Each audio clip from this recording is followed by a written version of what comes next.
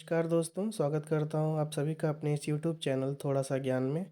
दोस्तों, यूपीटीईटी की नई डेट 23 जनवरी 2022 आ चुकी है और यूपीटीईटी के सिलेबस में से एक महत्वपूर्ण जो सामान्य हिंदी का टॉपिक है, आज हम उसके एक विषय में बारे में बात करेंगे।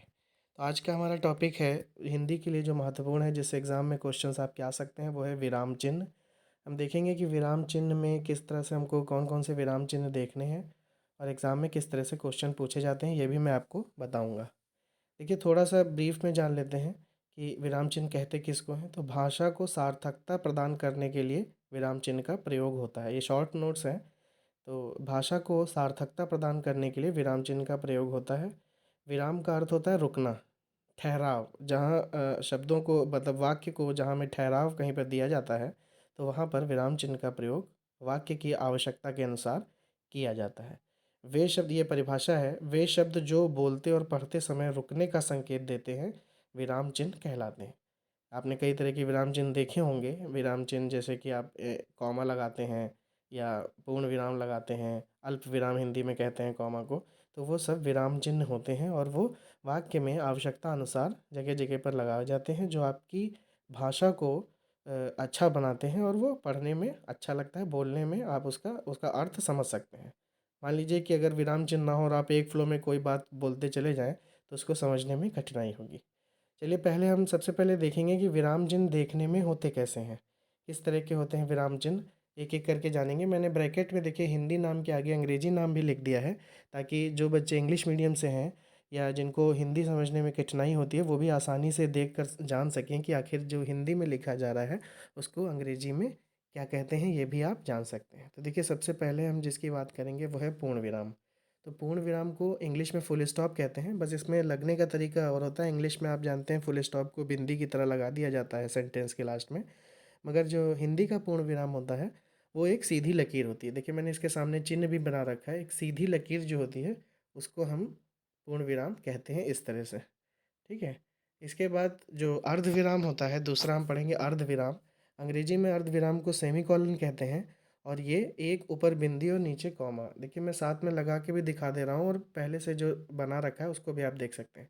एक बिंदी लगाते हैं और नीचे इस तरह से लगाते हैं, ये हो जाता है आपका सेमीकोलन। इनका किस प्रकार प्रयोग होता है, इसके बारे में मैं आगे वीडियो में बात करूँगा।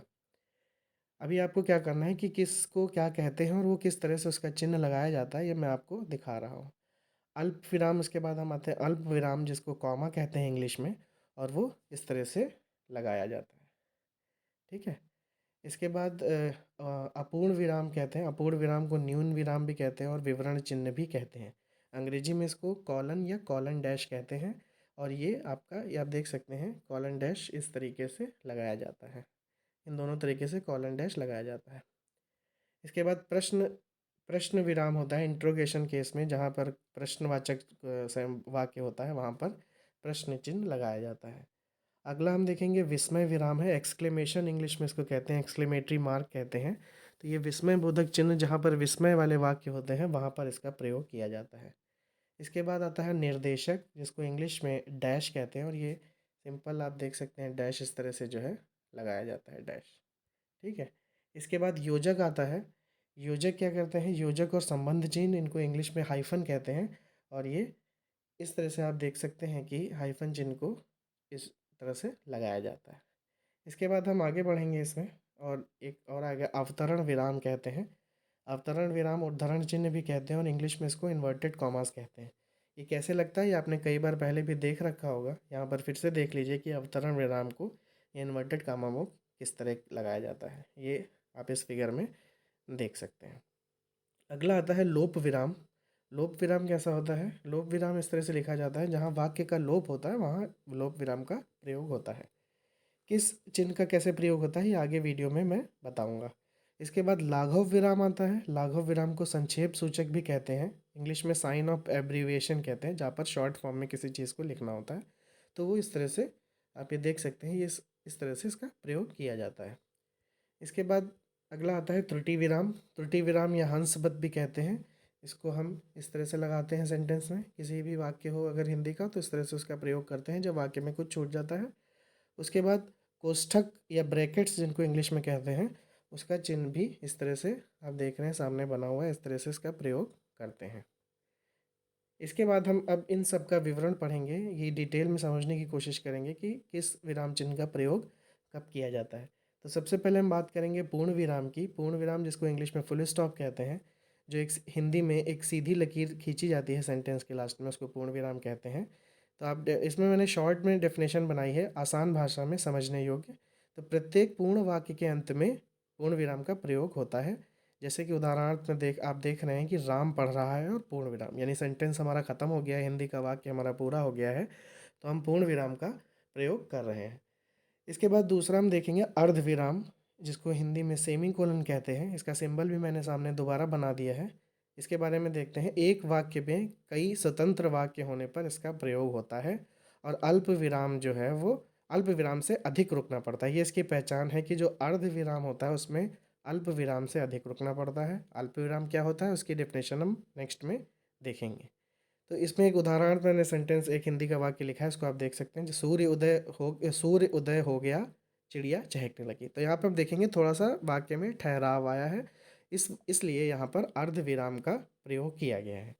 अगला हम देखते हैं कि अल्प विराम, जिसकी हम अभी ऊपर बात कर रहे थे, अल्प विराम जिसको इंग्लिश में कॉमा कहते हैं, उसका प्रयोग कहाँ पर होता है। जहाँ थोड़ी सी देर रुकना पड़ता है वहाँ पर अल्प विराम का इस्तेमाल होता है। उदाहरण में आप देखेंगे, राम अल्प विराम सीता और लक्ष्मण वन वन गए। तो इसमें आप देख रहे हैं कि बहुत ही थोड़ा सा ठहराव आपको सेंटेंस में दिखाई पड़ेगा, राम सीता और लक्ष्मण वन गए। जबकि यही ऊपर इसकी परिभाषा में अंतर है कि अल्प विराम से ज़्यादा अर्ध विराम में रुकना पड़ता है। यहाँ पर ठहराव थोड़ा सा ज़्यादा है अल्प विराम की अपेक्षा। सूर्योदय हो गया, चिड़िया चहकने लगी। ठीक है। इसके बाद अगला आते हैं अपूर्ण विराम, जिसको इंग्लिश में कोलन या कोलन डैश भी कहते हैं। किसी कथन को अलग दिखाना अथवा उदाहरण के लिए इसका प्रयोग होता है। जैसे किसी कथन को अलग दिखाना हो या कोई उदाहरण देना हो, तब अपूर्ण विराम का या कोलन का प्रयोग होता है। उदाहरण में आप देख सकते हैं कि प्रदूषण, फिर कोलन डैश का निशान लगा है, अपूर्ण विराम का चिन्ह लगा हुआ है, उसके बाद प्रदूषण एक अभिशाप। या अक्सर हम आप देखें कि उदाहरण लिखते हैं तो उदाहरण के बाद इसका चिन्ह लगाते हैं और फिर अपना उदाहरण लिखते हैं। तो इस चिन्ह का प्रयोग उदाहरणार्थ होता है या फिर किसी कथन को अलग दिखाने के लिए होता है। इसके बाद अगला हम पढ़ेंगे प्रश्न विराम यानी प्रश्न चिन्ह। तो जाहिर सी बात है, आप बचपन से देख रहे हैं, जब से हिंदी पढ़ रहे हैं, कि प्रश्नबोधक वाक्यों में प्रश्न चिन्ह का प्रयोग होता है। उदाहरण इसका है, यह घर किसका है, जिसमें प्रश्न पूछा जा रहा है कि यह घर किसका है, तो इसके अंत में क्वेश्चन मार्क या प्रश्न चिन्ह लगाया जाएगा। अगला आप देख रहे हैं विस्मय विराम की बात हो रही है। ये विस्मय बोधक वाक्य में इस्तेमाल होता है। विस्मय बोधक, जब आपको किसी वाक्य को पढ़कर विस्मय होता है, उसको विस्मय बोधक वाक्य कहते हैं। जैसे उदाहरण में आप देख रहे हैं कि अरे यह क्या कर रहे हो, इसमें देखिए आश्चर्य हो रहा है कि अरे आप क्या कर रहे हो, विस्मय हो रहा है। तो इसलिए यहाँ पर विस्मय विराम चिन्ह का प्रयोग होता है। विस्मय विराम चिन्ह कैसा होता है, ये आप यहाँ पर देख रहे हैं। अगला देखते हैं निर्देशक। निर्देशक को इंग्लिश में डैश कहते हैं, और इसका चिन्ह भी इसके सामने आप यहाँ पर देख सकते हैं, ये लगा हुआ है। ठीक है। तो इसमें इसके क्या, इसको कैसे लगाते हैं, तो विवाद संबंध शीर्षक उदाहरण आदि में इसका प्रयोग, इसका कई जगह प्रयोग होता है। विवाद संबंध शीर्षक उदाहरण आदि में इसका प्रयोग होता है। एक उदाहरण मैंने लिखा हुआ है, जैसे ये उदाहरण ये है कि जैसे अनार आम संतरा, यानी किसी चीज़ का उदाहरण दिया जा रहा है तो लिखा है जैसे, उसके बाद निर्देशक चिन्ह का प्रयोग हुआ है, और उसके बाद जैसे फल का इन्होंने उदाहरण दिया है तो जैसे अनार आम संतरा, और निर्देशक चिन्ह का प्रयोग करके इनको लिखा है। अगला हम देखेंगे योजक चिन्ह, जिनको इंग्लिश में कहते हैं हाइफन। तो हाइफन में इसकी परिभाषा क्या है कि इसका प्रयोग समस्त पदों के बीच में होता है। समस्त पद किस तरह के होते हैं, उदाहरण में लिखा हुआ है, जैसे सुख दुख। तो सुख और दुख दो शब्द होते हैं, जब इनको एक साथ लिखते हैं तो हाइफन का, या हिंदी में आप पढ़ेंगे तो योजक का प्रयोग करते हैं। जैसे सुख और दुख या लाभ हानि, इस तरह के कई शब्द होते हैं जो समस्त पद कहलाते हैं, उनमें योजक का प्रयोग होता है। इसके बाद आता है अवतरण। इंग्लिश में इसको इन्वर्टेड कॉमास कहते हैं। ये किस तरह से लगाया जाता है, अभी आपके सामने चिन्ह दोबारा से बना रखा है मैंने। इनका प्रयोग कब करते हैं, तो किसी कथन को यथावत रूप से रखने के लिए इनका प्रयोग करते हैं। जैसे आप उदाहरण में देख रहे हैं कि भातेंद्र जी ने कहा, हिंदी हिंदू हिंदुस्तान। देखिए इस बात का ध्यान रखिए कि इन्वर्टेड कॉमा, ये जो अवतरण चिन्ह होता है, ये दो तरह का होता है, एकल और युगल। तो देखिए सामान्य बात में यदि किसी महत्वपूर्ण बात को आपको चिन्हित करना है तो वहाँ पर एकल का इस्तेमाल होता है, एकल अवतरण चिन्ह का प्रयोग होता है। लेकिन अगर आप किसी के कथन को लिख रहे हैं, किसी महान हस्ती के, किसी कवि के कथन को लिख रहे हैं, जैसे कि यहाँ उदाहरण में है, तो वहाँ पर आपको 2 इस डबल चिन्ह का प्रयोग करना पड़ेगा। 2 जो हमने युगल इन्वर्टेड कॉमा या युगल अवतरण चिन्ह जिसको कहते हैं, उसका प्रयोग यहाँ पर किया जाएगा, किसी के कथन को अगर हम चिन्हित करके लिखते हैं। अगला हम देखेंगे लोप विराम। लोप विराम का चिन्ह यहाँ पुनः बना रखा है मैंने। कुछ अंश के लुप्त हो रहने के का बोध होता है तो उसको ये लोप विराम कहते हैं। उदाहरण आपके सामने है, मैं सामान उठा दूंगा पर, और उसके बाद वाक्य में लोप हो गया है, तो वहाँ पर इसे इस चिन्ह से पता लग रहा है कि वाक्य में किसी अंश का लोप हुआ है। ठीक है। अगला है लाघव विराम। लाघव विराम का चिन्ह भी आपके सामने देखिए यहाँ पर बना हुआ है। लाघव विराम का प्रयोग कब होता है? संक्षिप्त शब्दों के बाद लाघव विराम के चिन्ह का प्रयोग होता है। जैसे टीटी, देखिए टीटी का फुल फॉर्म होता है, हिंदी में हो या इंग्लिश में, लेकिन अगर हमको शॉर्ट फॉर्म में लिखना है, उसको संक्षिप्त रूप में लिखना है, तो हम लाघव चिन्ह का प्रयोग करते हैं। जैसे उत्तर प्रदेश, देखिए पूर्ण उत्तर प्रदेश की जगह हमको अगर संक्षिप्त रूप में उत्तर प्रदेश लिखना है तो हम इस तरह से लाघव चिन्ह का प्रयोग करके उत्तर प्रदेश को लिख सकते हैं। तो यहाँ पर इस चिन्ह का प्रयोग किया जाता है। उसके बाद अंतिम है ये त्रुटि विराम। त्रुटि विराम क्या होता है? जब यदि आपसे वाक्य में कहीं त्रुटि हो जाती है, कोई भाग आपसे छूट जाता है, तो वहाँ पर आप देखिए इस तरह का चिन्ह प्रयोग करके छोटा सा, और अपनी जो छूटी हुई बात है या जो आपसे त्रुटि हुई है उसको आप लिख सकते हैं। ये हमने अभी तक इतने चिन्ह पढ़े और इनके बारे में संक्षिप्त में जाना कि कौन से चिन्ह का प्रयोग कहाँ होता है। लेकिन अंत में मैं आपको एक महत्वपूर्ण बात बता दूं कि एग्ज़ाम में जितने भी प्रीवियस ईयर क्वेश्चन मैंने देखे हैं, लगभग सब में यही पूछा जाता है आपसे। बहुत कम क्वेश्चंस ऐसे पूछे जाएंगे डिटेल में आपसे पूछा जाए कि कब और कहाँ प्रयोग होता है, अन्यथा वो आपको सिर्फ एक चिन्ह या तो एक नाम देते हैं और ऑप्शन में आपको चिन्ह बना के देते हैं, जैसे पहचानने को दे देंगे कि इन चारों ऑप्शन में से कॉमा कौन सा होता है, और वहाँ पे आपके सामने ये भी ऑप्शन होगा, ये भी ऑप्शन होगा। तो अगर आपको ठीक से क्लैरिटी नहीं होगी अपने कंसेप्ट में कि कौन किसको सेमी कोलन कहते हैं और किसको कोलन, या किसको अर्ध विराम, किसको अल्प विराम कहते हैं, किसको अपूर्ण विराम कहते हैं, तो वहाँ पर आप गलती कर देंगे। एग्ज़ाम में ज़्यादातर क्वेश्चन इसी चीज़ से आते हैं, या तो आपको पहले चिन्ह बनाकर, प्रश्न में चिन्ह बनाकर दिया जाएगा और ऑप्शन में 4 ऑप्शन दिए रहेंगे।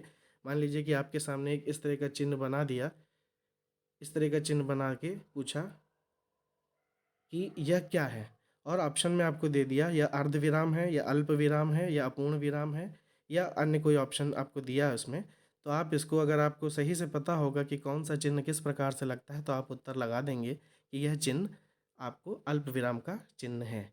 इसी तरह कई चिन्हों के प्रश्न पहले भी पूछेंगे एग्ज़ाम में, तो आप इस पूरी वीडियो में सबसे ज़्यादा महत्वपूर्ण जो पार्ट है वो आप यहाँ पर ध्यान दीजिए और इसकी एक बार खुद से लिख के प्रैक्टिस करिए कि कौन से चिन्ह को किस तरह से लगाया जाता है। अगर आप इंग्लिश मीडियम से हैं तो आप इंग्लिश में जो लिखा है उससे भी कोरिलेट करके पढ़ सकते हैं, ताकि आपको याद रहे कि इंग्लिश वाले पार्ट को हिंदी में क्या कहते हैं और उस चिन्ह को किस तरह से लगाया जाता है। इस वीडियो में इतना ही। इस वीडियो को उन छात्रों के साथ शेयर कीजिए जो 23 तारीख को यूपीटीटी एग्ज़ाम देने जा रहे हैं, ताकि उनको इसका फ़ायदा मिल सके। Thank you so much. जय माता दी।